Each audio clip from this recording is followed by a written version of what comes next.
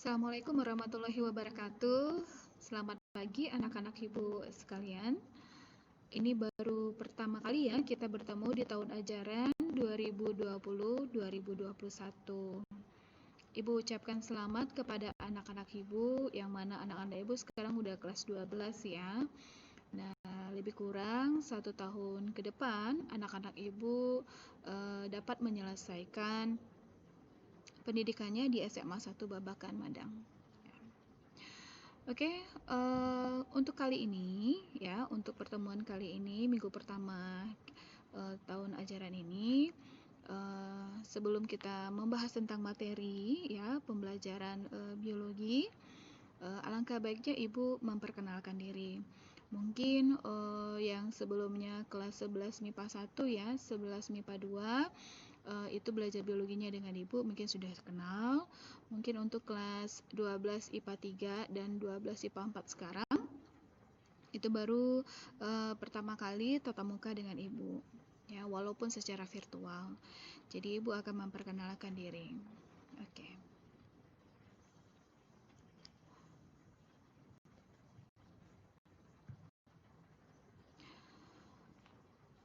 Ibu mendapatkan tugas dari sekolah mengajarkan biologi khusus kelas 12 MIPA 1 sampai 4 pada tahun ajaran 2020-2021.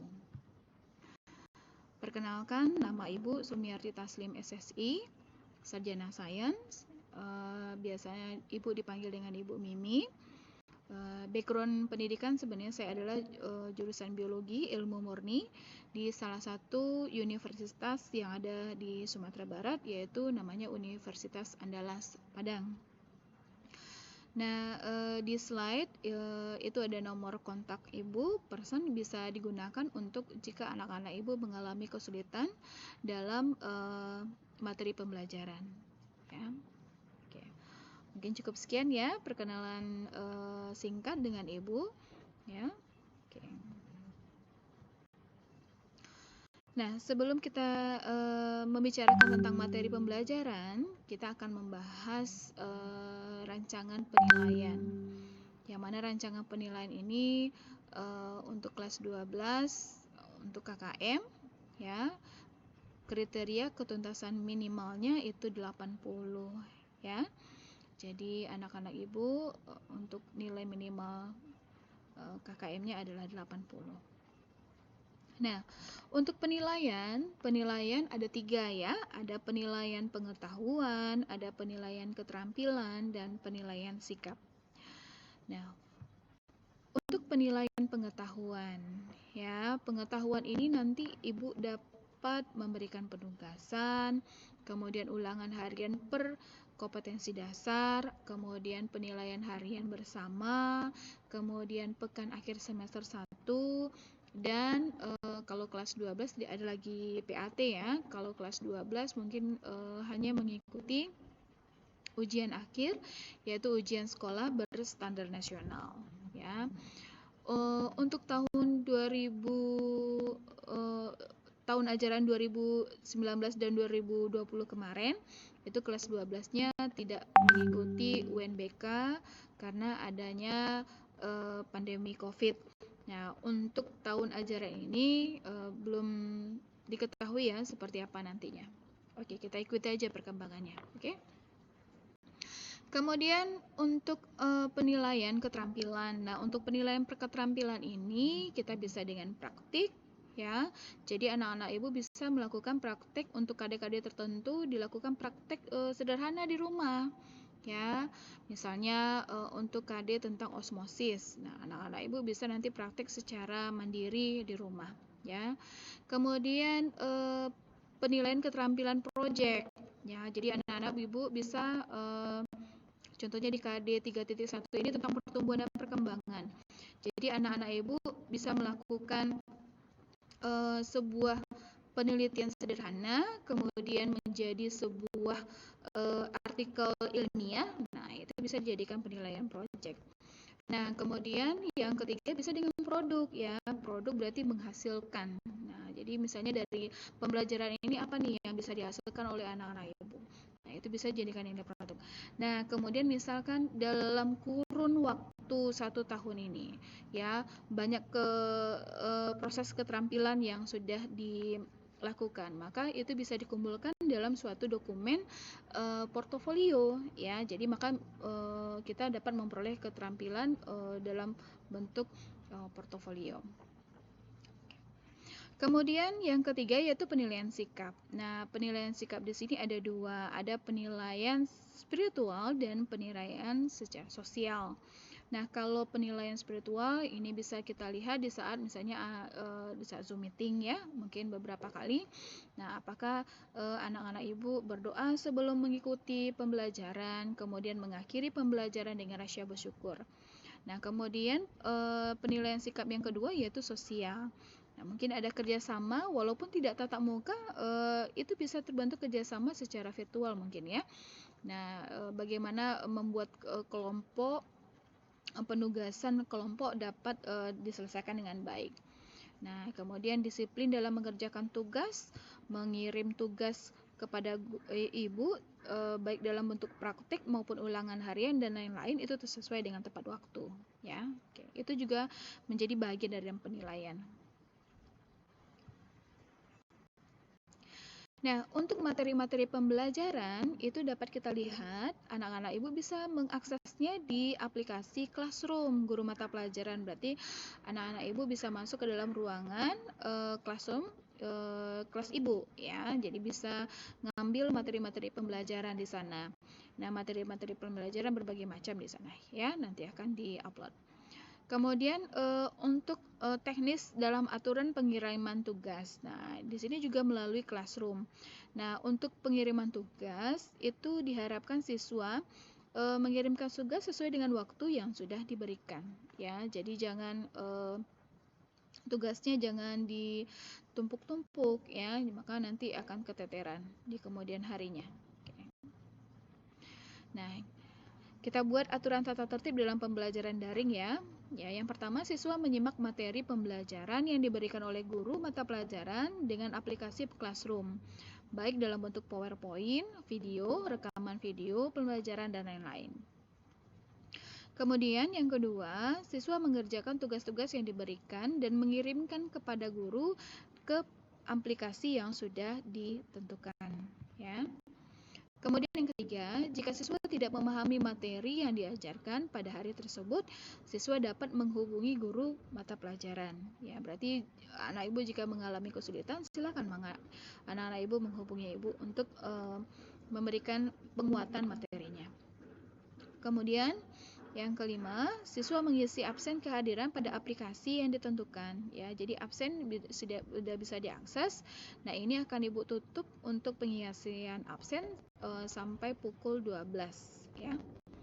Oke, yang keenam, dalam pembelajaran daring itu untuk komunikasi itu menggunakan bahasa yang santun, ya. Bahasa yang santun, kemudian etika yang baik. Oke. Kemudian yang ketujuh, nah, untuk penamaan dalam Classroom nih, ya. Jadi ibu berharap penamaannya itu wajib, ya. Unsurnya wajib loh. Jadi harus menggunakan nama lengkap siswa. Jangan nama gaulnya, ya. Dibuat nama lengkap jadi ibu bisa mengenal dari nama tersebut. Oke, mungkin untuk tata tertib sudah, pengenalan sudah, kita lanjut ke silabus, ya. Nah, untuk silabus semester 1 ini, ya, untuk biologi itu ada 8 standar kompetensi. Berarti ada kompetensi untuk pengetahuan dan kompetensi untuk keterampilan. Nah, untuk pengetahuan sendiri, yang pertama yaitu kompetensinya adalah menjelaskan pengaruh faktor internal dan faktor internal terhadap pertumbuhan dan perkembangan makhluk hidup. Nah, di KD ini nanti kita akan membahas nih bagaimana kita bisa melihat faktor dari luar dan dalam, dari lingkungan maupun dari dalam tubuh makhluk hidup mempengaruhi pertumbuhan dan perkembangannya. Ya, misal anak-anak ibu di saat usia baru lahir, ya, beratnya 3 kilo. Di saat usia 12 tahun di masa pubertas, beratnya bertambah menjadi 45 kilo. di saat usia 17 tahun, sekarang ada yang 16-17 ya. Nah, itu beratnya bertambah menjadi 60 kilo. Nah, itu kan berarti menunjukkan adanya perubahan. Nah, di situ menunjukkan adanya pertumbuhan dan perkembangan yang terjadi pada makhluk hidup. Ya. Nah, faktor-faktor apa saja nih yang mempengaruhi? Nah, itu akan kita bahas, ya. Oke, yang kedua, KD yang kedua yaitu menjelaskan proses metabolisme sebagai reaksi enzimatis dalam makhluk hidup. Nah, di dalam tubuh makhluk hidup itu, ya, itu akan terjadi proses metabolisme. Ya, proses respirasi, proses pada tumbuh-tumbuhan, proses fotosintesis, itu namanya metabolisme. Nah, dalam proses metabolisme itu bisa terjadi dengan dua, ya, bisa secara anabolisme dan katabolisme. Nanti itu yang akan kita kupas, ya. Nah, kemudian di KD2 ini kita juga akan membahas nih, dalam proses metabolisme itu pasti ada yang mempengaruhi, yaitu enzim. Nah, dari kerja enzim ini, nah apa saja yang mempengaruhi kerja enzim ini? Apa saja? Baik faktor lingkungan, ya, dan faktor dalam tubuh makhluk hidup itu sendiri.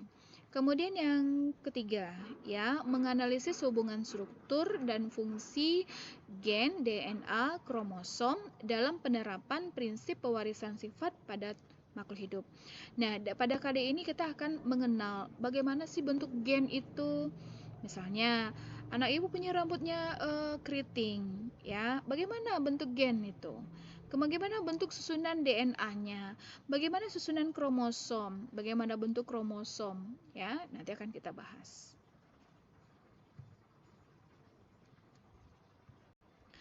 Oke, untuk KD yang keempat, menganalisis proses pembelahan sel sebagai dasar penurunan sifat dari induk kepada keturunannya.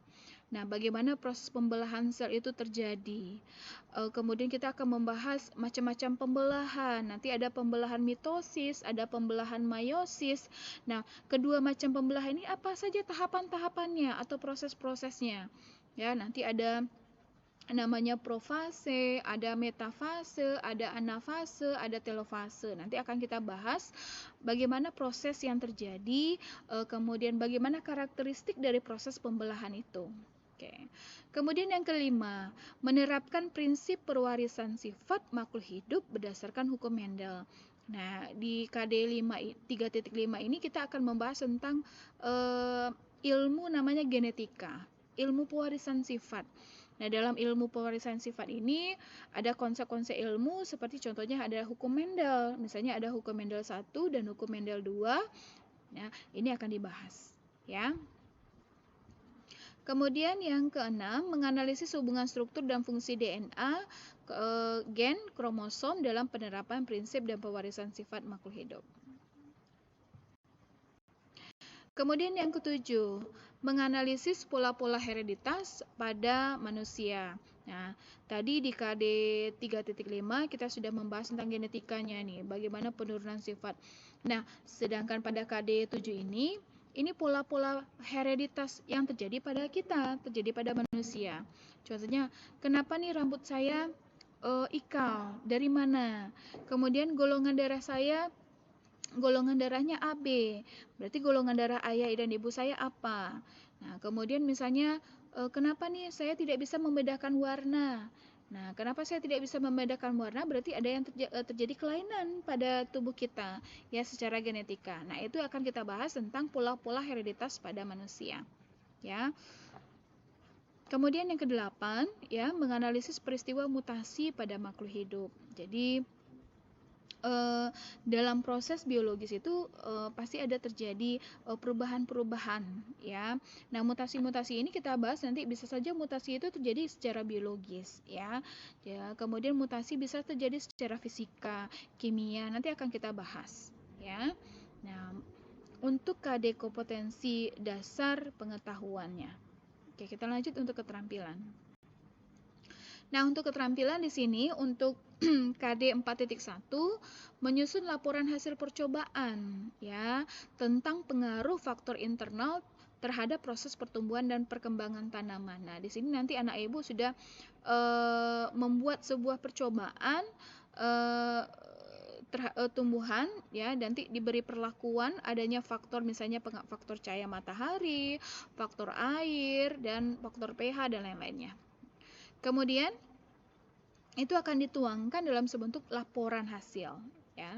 Kemudian yang kedua ya sama ya, menyusun laporan hasil percobaan. Nanti anak ibu akan melakukan percobaan sederhana bagaimana kerja enzim, bagaimana kerja fotosintesis, bagaimana respirasi anaerob. Nah, dari hasil percobaan itu maka anak ibu bisa membuat sebuah laporan hasil percobaan. Kemudian yang ketiga, merumuskan urutan proses sintesis protein dalam kaitannya dengan penyampaian kode-kode genetik. Jadi anak ibu nanti bisa mengurutkan bagaimana proses sintesis itu terjadi. Dimulai dari rantai DNA terpotong, kemudian terpisah, kemudian membentuk menjadi RNA duta menjadi RNA transfer, kemudian baru sampai di ribosom menjadi RNA ribosom, barulah akan membentuk protein atau asam amino. Ya. Yang keempat, menyajikan hasil pengamatan pembelahan sel pada sel hewan maupun sel tumbuhan. Nah, ini bisa saja kita melakukan percobaan sederhana, ya, bagaimana proses tahapan-tahapan pembelahan terjadi pada tubuh makhluk hidup, ya. Kemudian yang kelima, menyajikan hasil penerapan hukum Mendel dalam perhitungan peluang dari hasil persilangan makhluk hidup di bidang pertanian dan peternakan. Nah, di sini ya mungkin saja anak ibu membuat sebuah artikel ya, berarti di sini adalah nilai project ya. Anak ibu bisa melihat contoh penerapan hukum Mendel pada bidang pertanian dan peternakan ya.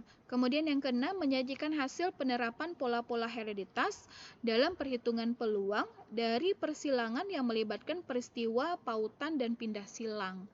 Nah, ini nanti akan terlihat dalam proses bagaimana keterampilan anak ibu menghitung peluang dari persilangan baik yang terjadi peristiwa pautan atau pindah silang. Kemudian yang ketujuh, menyajikan data hasil studi kasus. Nah, nanti anak ibu melakukan studi literatur, kemudian melihat kasus yang terjadi yang kita hubungkan dengan pola-pola hereditas manusia dalam berbagai aspek kehidupan. Ya, ini banyak ya yang terjadi di zaman sekarang. Oke, kemudian yang kedelapan, menyajikan data-data hasil eksplorasi peristiwa mutasi yang menyebabkan variasi dan kelainan sifat pada makhluk hidup. Nah, nanti anak ibu mencari nih apa saja peristiwa-peristiwa mutasi yang bisa menyebabkan terjadinya variasi-variasi yang terjadi pada tubuh makhluk hidup. Ya, contoh sekarang kita lihat dulu ya semangka ada bijinya. Nah, sekarang kita dan kemudian dulu bukan semangka ada bijinya saja, tapi warna semangka juga monoton ya, dulu warnanya merah saja. Nah, sekarang kita bisa menikmati nih semangka, ada semangka tanpa biji, ada semangka yang ukurannya besar, ada semangka yang bibitnya ukurannya, ada semangka baby ya namanya. Kemudian ada semangka yang warnanya merah, ada semangka yang berwarna kuning. Nah, itu menunjukkan adanya peristiwa mutasi. Nah, sehingga peristiwa mutasi itulah yang bisa menyebabkan terjadinya variasi-variasi pada tubuh makhluk hidup. Ya, nah, menarik ya, kita kaji nanti. Oke, itu untuk kompetensi keterampilan yang akan kita kupas selama 1 semester ini. Jadi anak-anak ibu lumayan banyak ya tuntutan kita ya, kemudian keterbatasan kita sekarang. Kita tidak bisa bertatap muka, kita bisa hanya melalui media ya, kita secara virtual ya. Jadi ibu berharapkan anak-anak ibu bisa semangat ya, yuk terus semangat belajar, karena semangat belajar itu ada dan tumbuh itu dari diri kita sendiri, bukan dari orang lain ya. Terus semangat belajar, karena belajar dan untuk siapa belajar itu adalah untuk diri kita sendiri ya. Oke, semangat belajar ya. Oke, nah kita udah mulai masuk nih untuk persiapan pembelajaran. Nah, untuk minggu ini mungkin ibu hanya menyampaikan untuk persiapan pembelajaran minggu depan. Nah, apa persiapan pembelajaran minggu depan? Nah, pembelajaran minggu depan itu kita akan membahas tentang KD pengetahuan 3.1, yaitu menjelaskan pengaruh faktor internal dan faktor eksternal terhadap pertumbuhan dan perkembangan makhluk hidup. Nah, pada materi ini nama materi pokoknya adalah pertumbuhan dan perkembangan makhluk hidup. Apa nih yang akan dilakukan oleh anak-anak ibu untuk pembelajaran besok? Nah, anak-anak ibu mencatat data ya berat badan ya anak-anak ibu di usia 1 saat dilahirkan, berapa kilo beratnya. Kemudian yang kedua di usia pubertas ya, ini variasi. Boleh di usia 10 sampai 12 tahun nih, berapa kilo berat tubuhnya ya. Kemudian di usia sekarang ya ada yang 15, 16, 17 ya, bervariasi. Nah, berapa kilo? Jadi ada 3 data ya. Jadi berat badan di usia baru lahir, usia pubertas, dan usia sekarang. Nah, kemudian di akhir pembelajaran ini ada video ya, video pembelajaran terkait dengan tipe-tipe perkecambahan pada tumbuh-tumbuhan ya. Nanti Ibu amati ya video ini. Nah, nanti akan paham nih apa tuh tipe-tipe perkecambahan ya. Jadi ada nanti tipe perkecambahan hipogeal, kemudian ada tipe perkecambahan epigeal ya. Kemudian untuk keterampilannya rencananya adalah nanti anak-anak ibu sudah mulai menyusun ya, mengkonsep laporan hasil percobaan. Jadi kita nanti sudah mulai merancang percobaan untuk KD ini ya. Jadi silahkan dipilih seperti apa tumbuh-tumbuhan yang diinginkan, kemudian faktor apa yang akan diamati ya. Nah, ini nanti kita akan mengkonsep bagaimana laporannya untuk ke depan ya. Mungkin untuk pertemuan kali ini ya cukup sekian. Mohon maaf ya kalau ada kesalahan. Tetap semangat, tetap jaga kesehatan ya, jaga kesehatan di masa pandemi Covid ini ya. Jangan lupa berdoa,